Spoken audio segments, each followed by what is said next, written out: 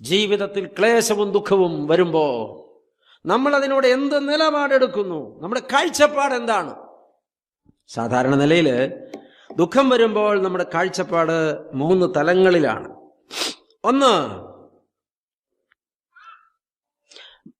പരസ്പരം കുറ്റപ്പെടുത്തുക.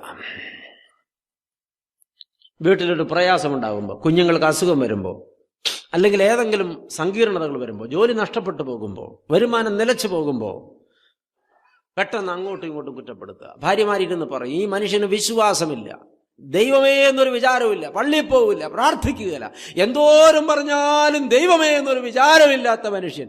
മനുഷ്യ, നിങ്ങളുടെ നീതികേടിന് കിട്ടിയ മറുപടിയാ, അല്ലെങ്കിൽ ഇങ്ങനൊരു ശിക്ഷ വരുമോ? ഇത് ദൈവം തന്നതാ, നിങ്ങൾ ദുഷ്ടന. പ്രശ്നം പരിഹരിക്കപ്പെടുവോ? സമാധാനം കിട്ടുവോ? ആശ്വാസം കിട്ടുവോ? പറഞ്ഞേ, ഒരു പ്രയോജനമില്ല.